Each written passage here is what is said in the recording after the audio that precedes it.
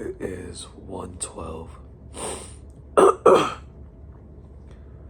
I have not that high of a voice, or a voice at all. But about 2 hours ago, WrestleMania ended, and I would like to say that, one, it was cold as fuck. It was hella cold. It was insanely cold. It was windy. The wind just kept blowing throughout the entirety of the night. And I was sitting up in the 200 section. I was sitting up in 227. And that wind did not let up. Or 217. That wind did not let up at all. And if one thing is for sure, that wind did not stop us from having a good time. I'm just going through social media because I have a high battery on my phone now. I'm seeing a lot of people complain about the Philly crowd being dead. And it kind of surprises me because there's a lot of people saying that, oh, that Philly doesn't deserve a WrestleMania and blah, blah, blah, blah, blah. Philly crowd was dead and so on. So this leads me to question one thing. What did you guys hear on the crowd, on the TV, compared to live? Because live, everyone was going insane throughout the entire night. Sure, there were times when we were quiet, but we were alive and well. And if we were dead from some parts of the night, that's primarily because the wind was kicking our ass and we were getting brutalized.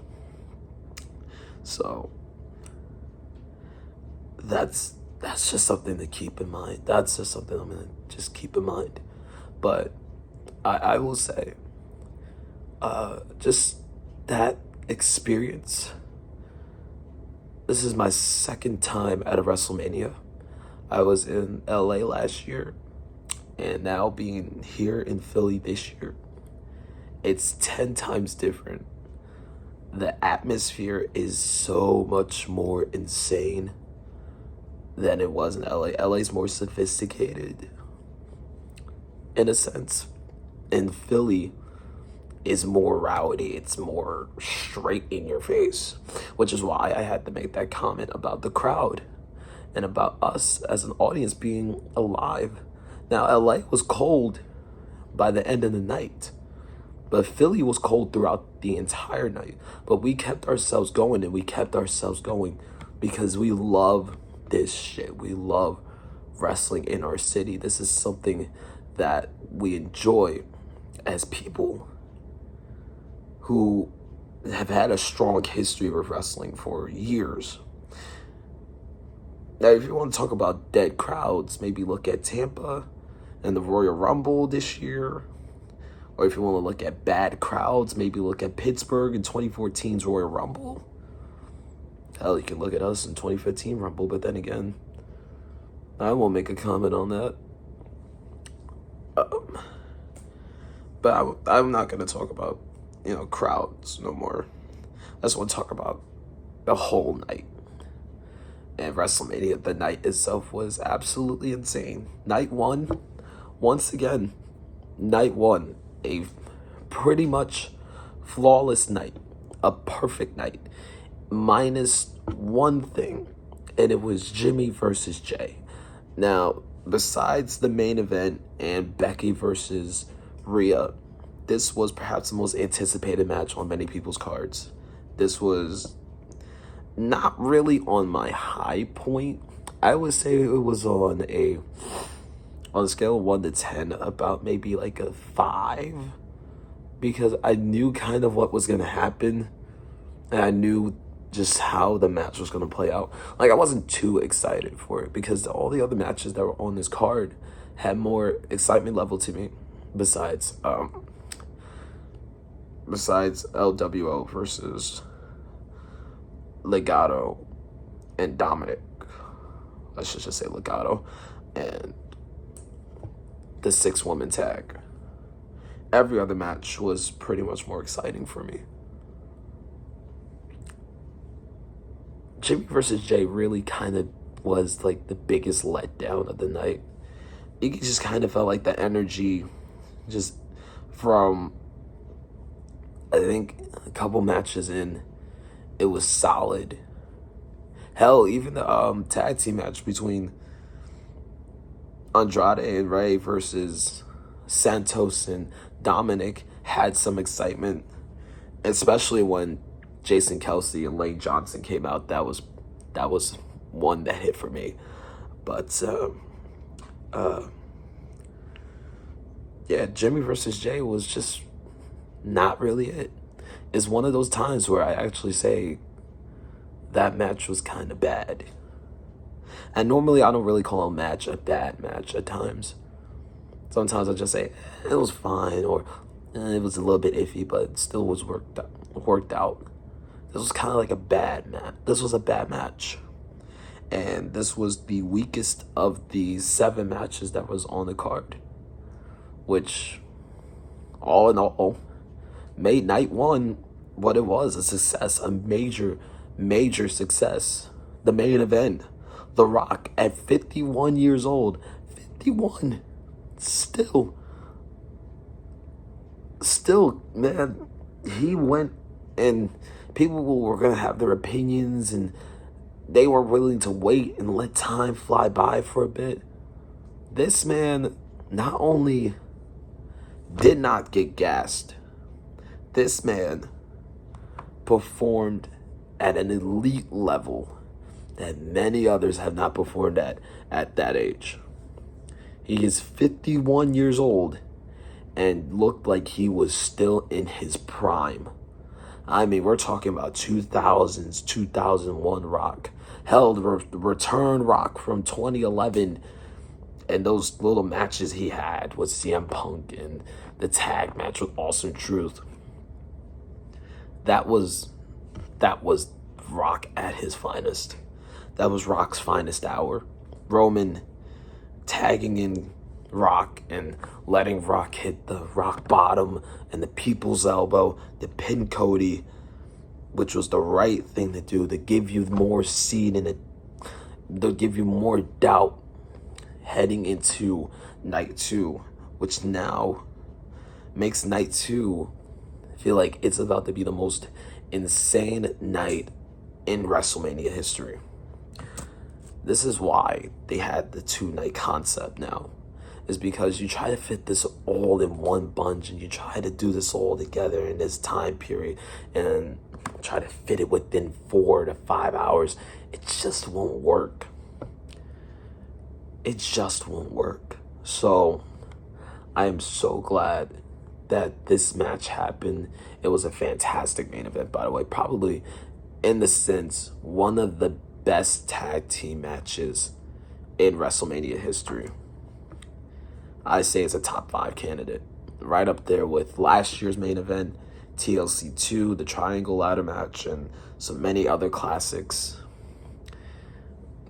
It was phenomenal. I lived a childhood dream to see The Rock and to watch him win.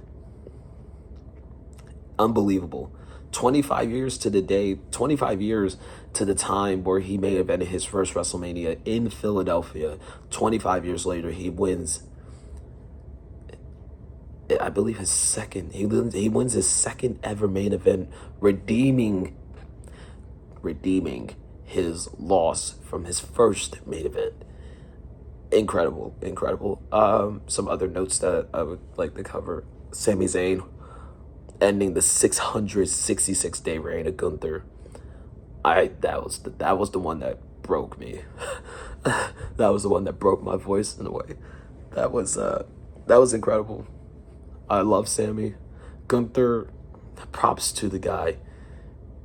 He's had a long journey from his time in NXT as Walter to now being Gunther and winning the Intercontinental title back in June against Ricochet on SmackDown.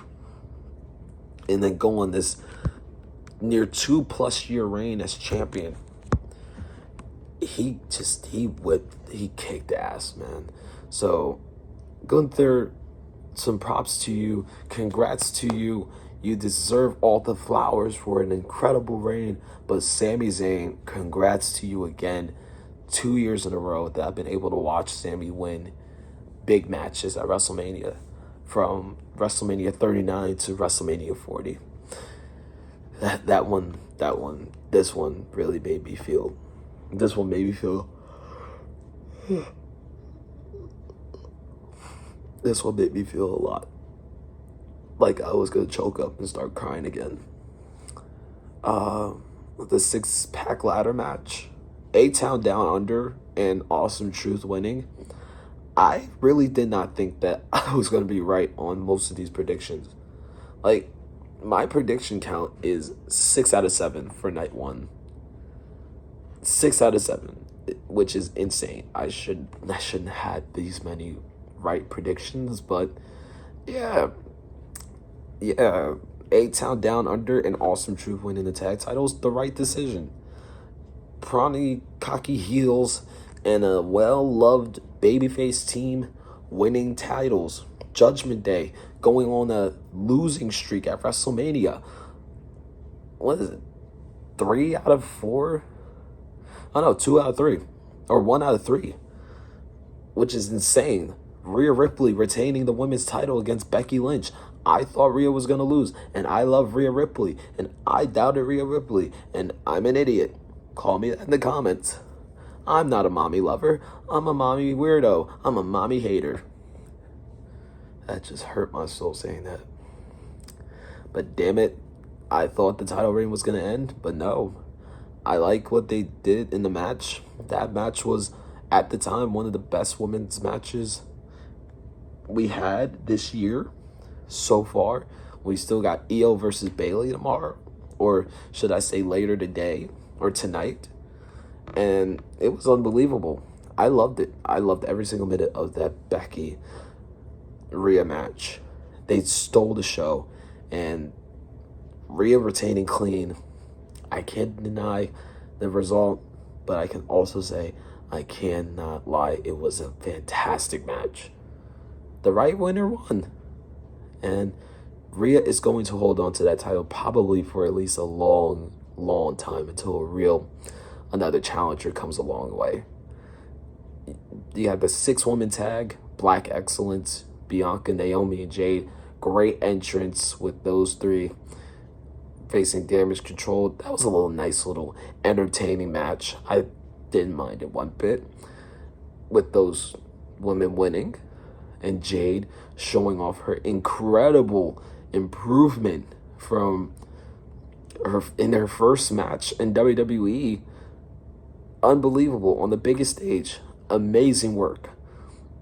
You got Rey and Andrade versus Santos and Dominic. The Jason Kelsey and Lane Johnson thing, like I said, I popped huge for it. I'm an Eagles guy. I'm an Eagles fan. I'm from Philly. I love the Eagles. Forever will be tied to the Eagles until my blood stops bleeding for the Eagles, even after one of the worst collapses this year. But I don't care. It was amazing. The tag match hit in many ways. Rey is still amazing. Andrade is amazing. Santos is amazing. Dominic is a prick. And that's it. There's nothing really more I gotta add. Night 2 is about to be unbelievable. And even with the cold and the bitterness of winter still kicking our ass here in Philly, night 1 still was amazing. I said on Twitter I gave it a 9 out of 10. If I had to give it out of 5, I would say a 4 out of 5. Because, again, Jay versus Jimmy, it did bring down the mood in the stadium. But that's night 1. Now we head into night 2. And then Raw right after. And that's it. I don't know where WrestleMania is going to be at next year, but I have some time to think. Maybe I might do a 3 for 3. See?